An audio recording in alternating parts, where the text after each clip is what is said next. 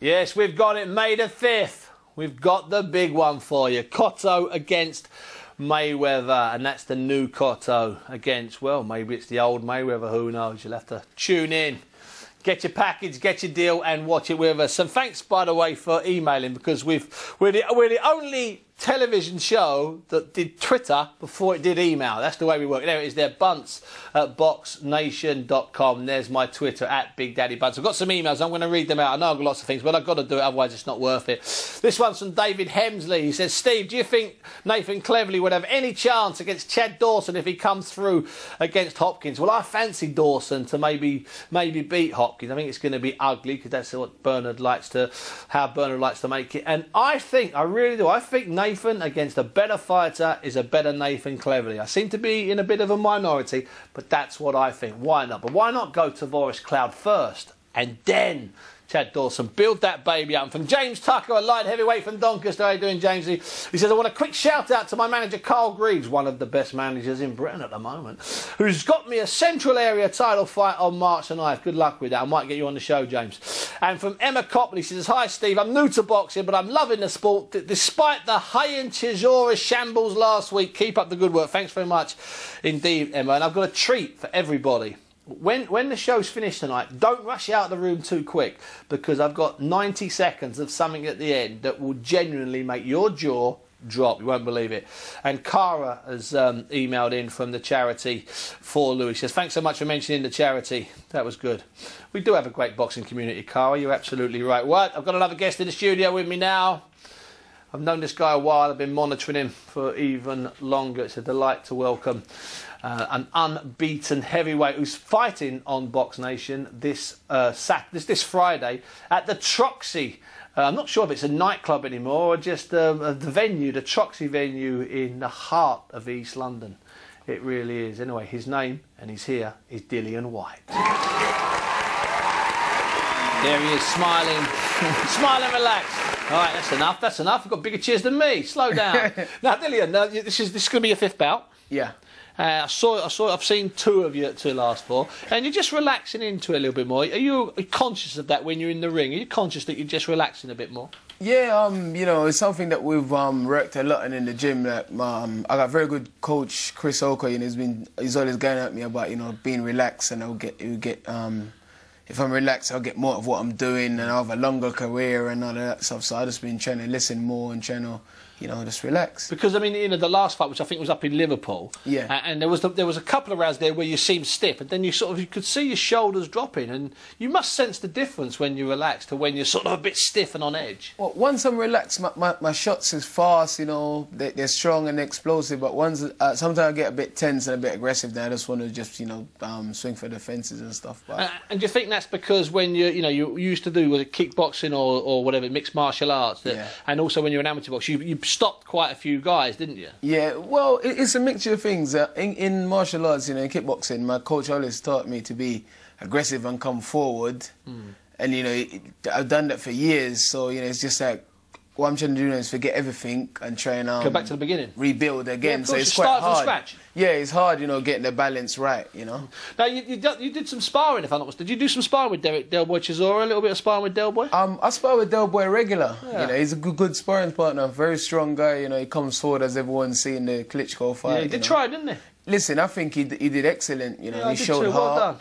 Yeah, well done to him. Yeah, he got bad press, quite rightly, because it was chaos what happened afterwards. Del Boy, by the way, wanted to come on the show, but there were a few things got in the way, quite understandably, if I'm not mistaken, you know, to be honest, because he's got a hearing coming up with the British Boxing Board of Control, and he doesn't need to come on here and prejudice that hearing by saying something stupid. So, you know, I'm not making an apology for Derek not being on the show. When that hearing's over, I know he'll be in that chair. So you're out on Friday, and at this stage in your career, Dillian, it's just about boxing regular, isn't it? Getting win after win, trying to pick up stuff. Well, our plan was from the first day was to try and box every 6 to 8 weeks, you know, and the guys has done a good job of that, you know. I made my pro debut May 14th last year, and this is my 6th fight. So it's you're just about on track, really, aren't you? Yeah, which is really good, man. I'm very pleased with it.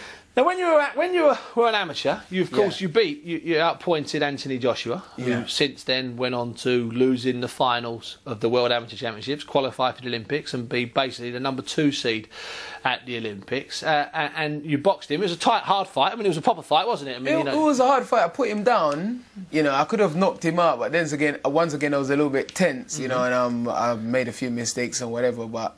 Anthony Joshua is a good fighter, you know, he's a good boxer, he's tall, he's rangy and whatever, but once you get in the inside of him and rough him up a bit, then it's a different story, and that's how I beat him, you know. And now, was it after that that the amateur authorities took away your right to box as an amateur, or did you have one more bout after that? Well, after that, they started to be a bit funny. They took my card away, is that give it back. Because you boxed on as a kickboxer, fought as a kickboxer and been paid or whatever? They're saying, oh, because I boxed as a kickboxer.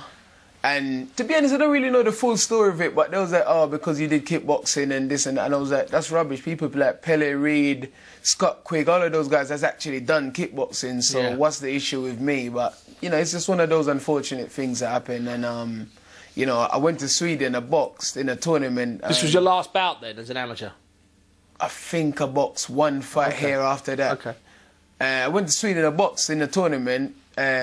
I knocked a guy out, and unfortunately the guy was, it went wrong, you know, the guy was in a coma for But he was okay though after? Yeah, he was okay after, you know, I kept on asking my coach, how's he doing, etc, etc, and I came back, I couldn't get no fights. Me and Anthony Joshua matched up again to box in the Haringey Cup final. Yeah, that was a fantastic tournament. They took my card away straight away, and after... So I know Anthony obviously wanted, because he's a fighter, wanted a rematch. Listen, Dillian, don't go anywhere, because we've got Dillian White here in the studio with me. Now, Dillian, time's on your side in a sense. You're still relatively young. Where do you see yourself being in a year's time? Up to 10 rounders? In a year's time, yeah, 8, 10 rounders, but, you know, we're just taking it easy at the moment, because obviously, you know, there's lots of David Price, Tyson Fury, all those guys is up there. Yeah, so I just want to stay just behind them, you know, and like sort of pick up the pieces and learn and make my mistakes and correct them and stuff. So because in about 2 or 3 years' time, all of those guys, or in 2 years' time, all of those guys will be sort of maybe coming down or plateauing, and you're due to catch them up. They're all brilliant fights for you. Yeah, that's exactly the plan. You know, just fight in the same show as them, get experience, spar with them, learn from them. You know, and hopefully catch them at the right time and do a good job. Of those guys you mentioned there, Pricey, Chisora you've already sparred with, Tyson Fury. Have you sparred with any of those guys? I sparred Price, Chisora, Larry, Alabama, Tom Dallas. So you're getting great experience in between bouts. Yeah, you know, the guys are working hard to get me good sparring and stuff, so... And are you full-time pro, or are you having to work? Have you got sponsors? I'm full-time... Full-time-ish? I'm full-time-ish, you know, I'm still working, but obviously, you know, hopefully the next few fights, things will change, and if I keep winning and stuff, so, you know... And you're still doing all that, because what Dillian does, he's a clever man. He's with a guy called Joe Long, and they do a lot of work. They sort of pop up places. He does he's really big on PR and shaking hands. I tell you what, in the shaking hands department, he's a top 10 fighter in this country. It's true, you're everywhere shaking hands. You're good at shaking hands, man. You know, I mean, boxing is a sport where, you know, you need to get out there and put the work in to sell tickets, socialise with people, you know, so it's part of the job. It's not all about just training and fighting. It's, you know, other things, you know, doing things. And also, I mean, Brendan Ingle, you know, the trainer in Sheffield that had Nassim Hamid and Johnny Nelson. Yeah. That was one of his big things, is, you know, the boxing's only part of it. Now we're going to go into a pub. Now we're going to go into a prison. Now we're going to go to a shopping precinct. You're going to meet real people, shake hands. It's fantastic, isn't it? Exactly. You know me, I work with kids as well, you know, I actually train kids on Saturdays and Sundays as well. Some of them come to the fight and support as well. Just little things, little bits and pieces, you know, helping people here, going there, doing this, doing that, so, you know. So no, Dillian White, he's fighting on Friday, part of our Box Nation show. Any idea who you're fighting, Dillian, or doesn't it really matter to you? I was meant to fight Callin Canner, which I was looking forward to fighting. Oh yeah, not on? Nah, he's pulled out. I'm quite annoyed. He's a big lump as well. He would have pushed you. I'm quite annoyed about it because he's the guy that will come forward, so he'd allow me to try things and do things, you know. But you know, actually, I really wanted to fight him because he beat 2 friends of mine. He's beating Julius and Ian Lewison, you know. So I wanted to sort of like get payback for that as well. Yeah, well, listen, maybe we'll get him down the line, build it up a little bit. Yeah, maybe for my next fight in May, I'll be on the David Price undercard in May. Maybe I look forward to that fight. Personally, I like the idea that you're slipping between channels and slipping between promoters. It's healthy. Yeah, you know, like you said, Joe is managing me properly. He's doing things, you know. He's like saying to me, Dill, we need to go here, we need to do this, and you know, you keep having me. You had me on the radio, you know, you're on the telly, you know. I would say thanks for you for. Hey, listen, you don't have to thank me, because without you, I don't get a living. No disrespect. Without you and others like you in the ring, I don't get a living. Dillian White, please. Can I have a hallelujah? Thank you. That's better. Easy. He's only had 4 fights. Hallelujahs for fighters who've had 6.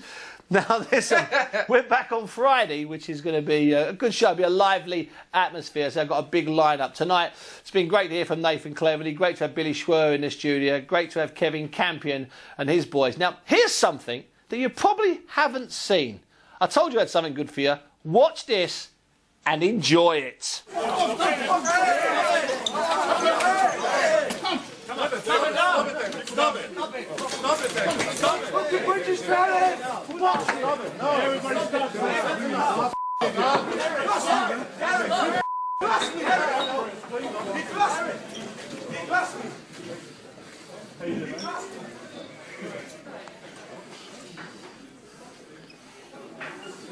Hey, great win. What did you fight, man? I like the fight. Good, man. You like him all?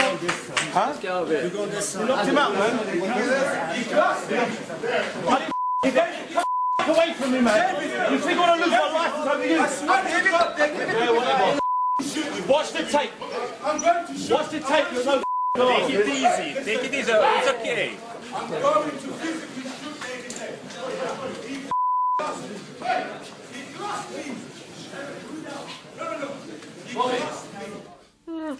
I thought that the Klitschko and the Germans, I thought they were disgusted with what went on. I thought that it insulted their sense of sportsmanship. And there they were, up on the dais, the platform, laughing and joking, exchanging pleasantries, and shaking David Hayes' hand. Bizarre. Anyway, we'll see you Friday, and I'll see you Monday.